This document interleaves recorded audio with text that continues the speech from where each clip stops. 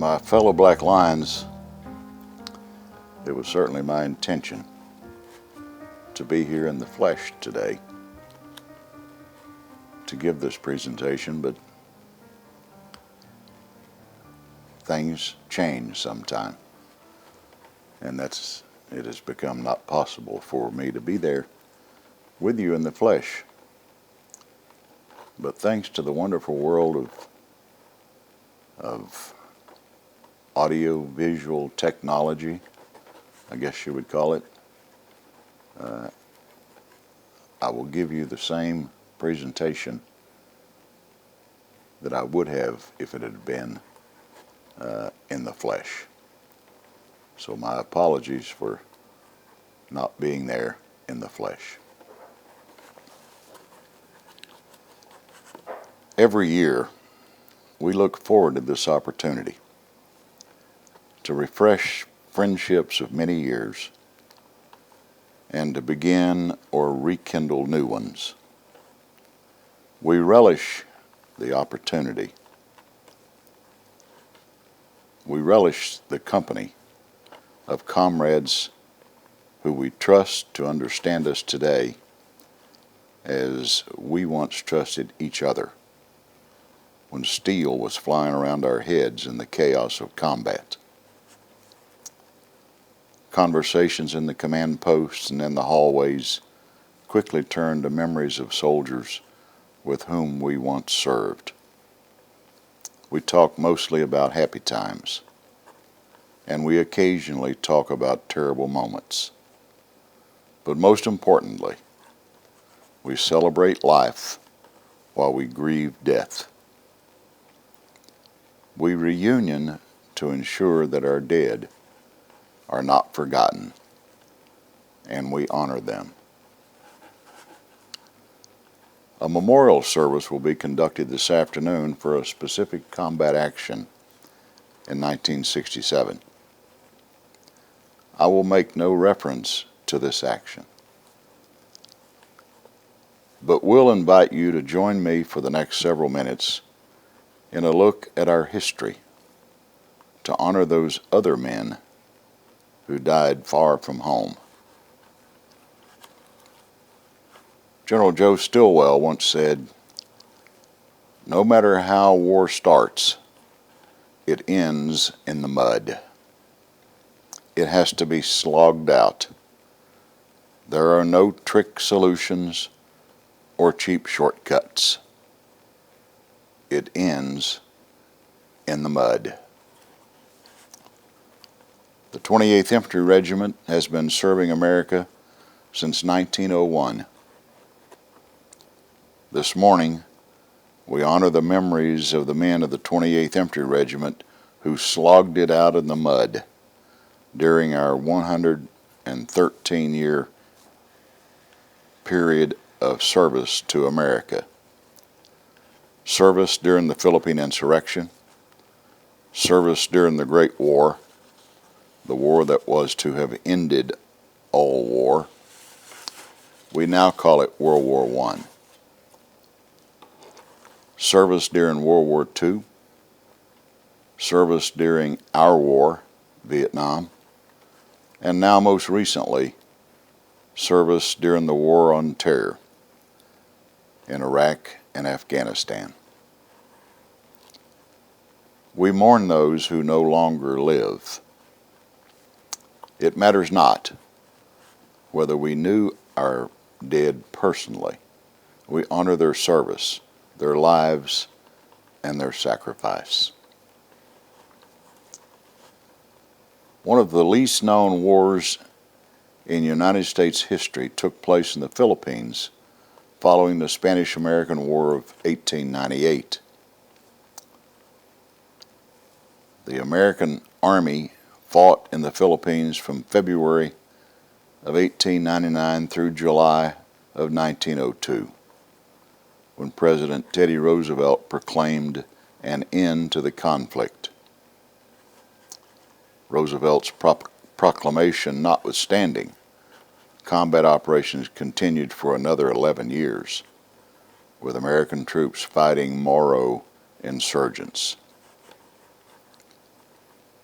As the U.S. War Department struggled to deal with the Philippine insurrection, the regular Army expanded by 5 infantry regiments. In order to have sufficient forces for the United States' new responsibilities in Cuba, Puerto Rico, and the Philippines.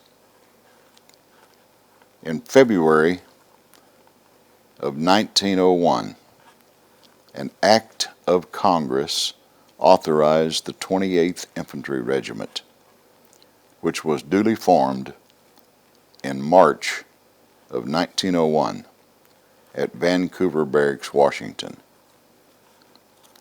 The regimental band was the first unit to form on April the 4th, 1901, with the 12 infantry companies and 3 battalion headquarters forming during the period March through July.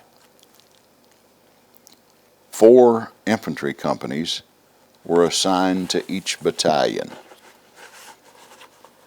A, B, C, and D companies constituted the 1st Battalion. E, F, G, and H companies constituted the 2nd Battalion. And I, K, L, and M companies constituted the 3rd Battalion. One might ask why there was no J Company. Recall that during this time in our history, all letters and messages were handwritten, normally in cursive. The letter I and the letter J look remarkably alike and could be confused for each other. So to eliminate confusion, there was no J Company. It is also interesting to note that throughout the remaining life of the regiment, that this lettered arrangement of companies to battalion was kept permanently. On 27 July 1901, the 28th Infantry Regiment was inspected and reviewed and determined ready for duty in the Philippines. Now think about that for just a moment. The regiment's first unit was formed on the 4th of April, and now on the 27th of July are found fit for combat duty. Such a feat is certainly impossible today, and I think it was impossible then. But nonetheless, the regiment was committed to combat. Despite the difficulties of fighting a guerrilla war, disease, and constant danger, the regiment played a major role in subduing the fanatical Muslim tribesmen who took no quarter in battle. The soldiers proved themselves against an enemy that the Spanish occupiers of the Philippines had been unable to defeat. Henson Ely, a future commander of the 28th Infantry, later commented that service in the Philippines was harder service than anything in the Great War. We had to go without much to eat, no place to sleep, not even tentage for weeks at a time, in an unknown country to operate against hostile insurrectionists. The regiment acquitted itself well, and it returned to the States as an experienced combat unit with a distinguished reputation that ensured it would play a major role in future operations. For its outstanding performance in subduing the Moros in Mindanao, the regiment received the first of 25 streamers carried on the regimental colors. The regiment paid a heavy price for its service in the Philippines. While precise records were not maintained, the casualties numbered in the hundreds. Today, we honored those who died in the Philippine insurrections. And one of my tasks is to identify the regiment's Philippine casualties and get them posted on the association's website. No one could have predicted that 10 years or so after returning from the Philippines, that the 28th Infantry Regiment would again be tasked to go into battle, this time in France, as a regiment of the newly formed 1st Infantry Division. The French High Command wanted to absorb the American infantry into the French divisions because they felt the young Americans were too inexperienced to fight on a European battlefield. But the President instructed General Pershing that the Americans would fight only under American command, and that settled the issue. The 28th Infantry Regiment did conduct the main attack for the 1st Division and gained international fame in the battle for a small French town called Cantigny.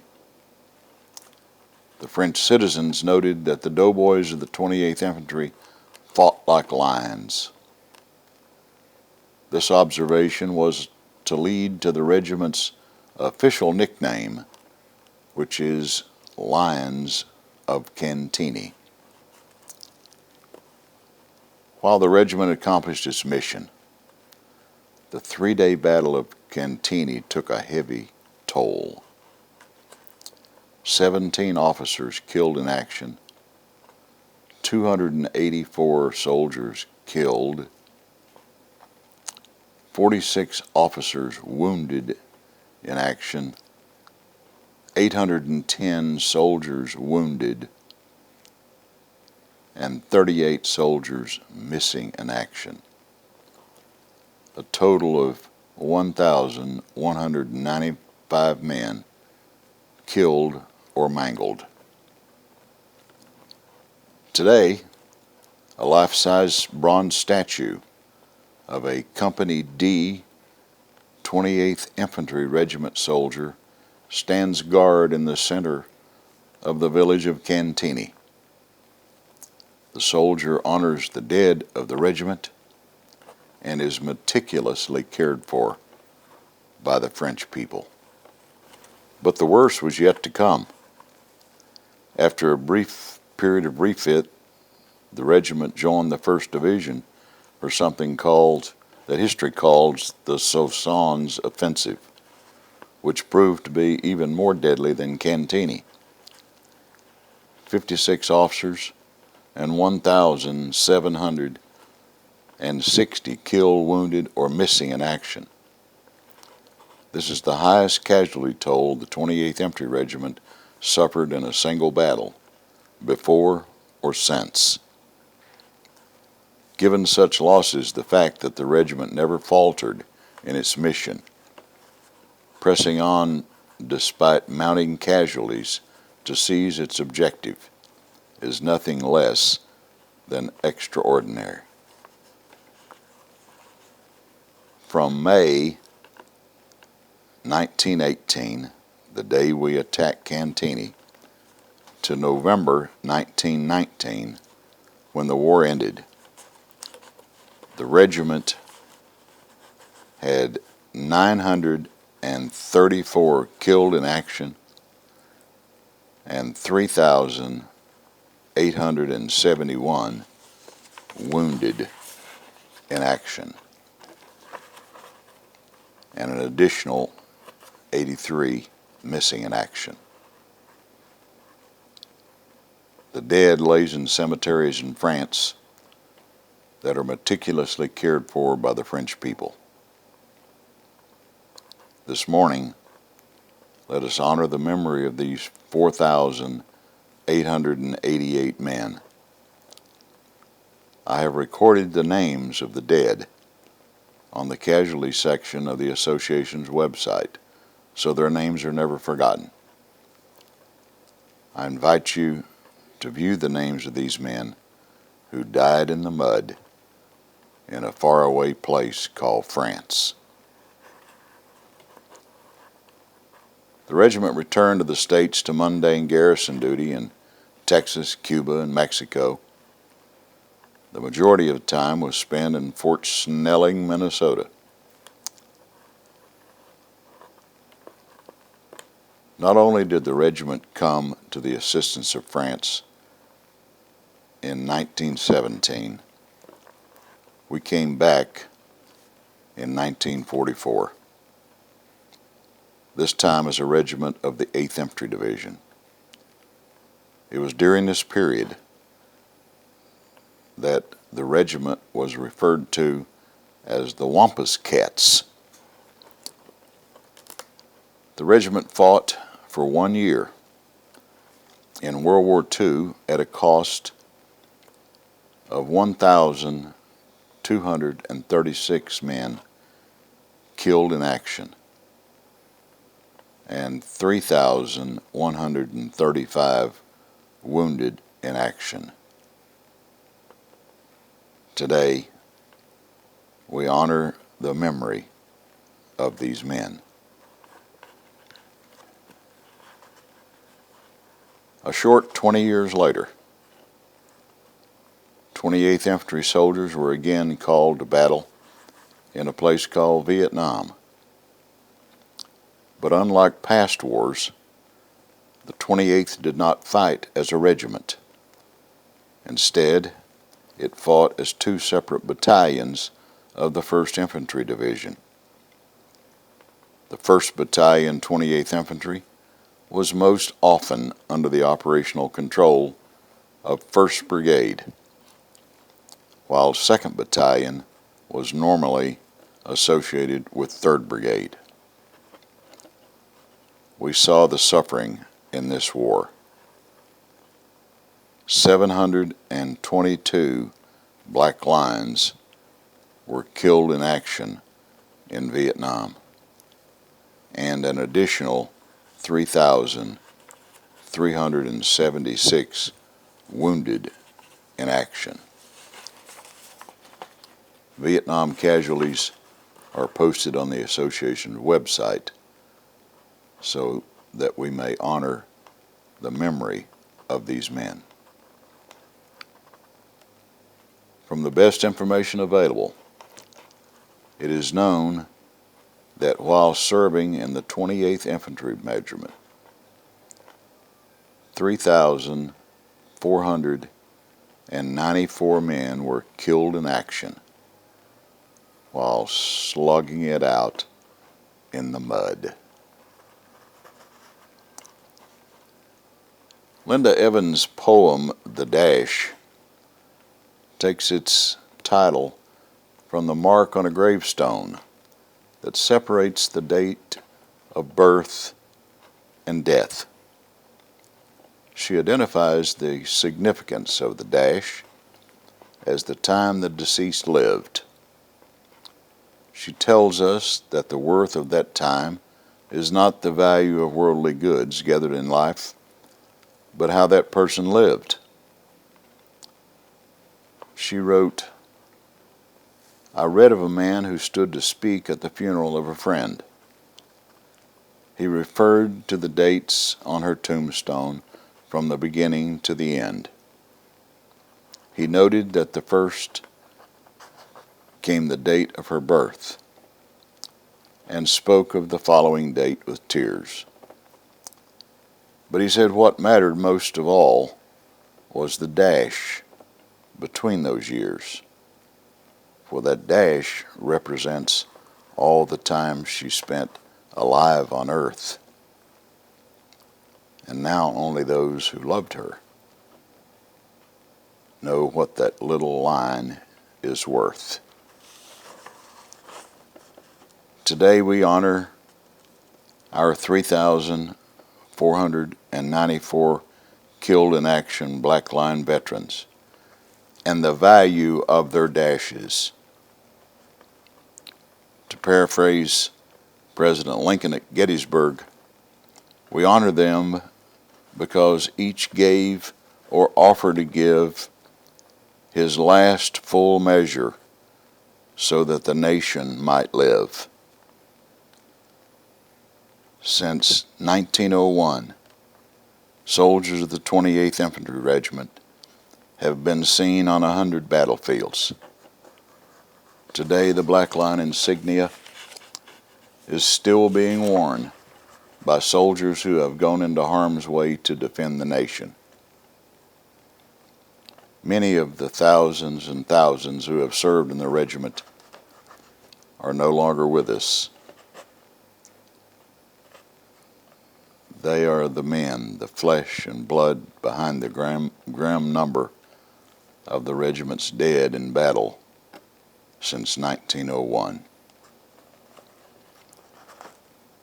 So when your eulogy is being read with your life's action to rehash, would you be proud of the things they say about how you spent your dash? We Black Line veterans understand the worth of the dashes between the dates of the headstones of fellow veterans. We are proud of how they soldiered in the mud. We honor and salute their service to the nation. How could we do otherwise? As many of you know, my time on earth is short. I would be proud if the eulogist includes that I was once a soldier in the 28th Infantry Regiment, and that I was once a mud soldier in a beautiful place at an ugly time with the comrades of my youth that I see in this room.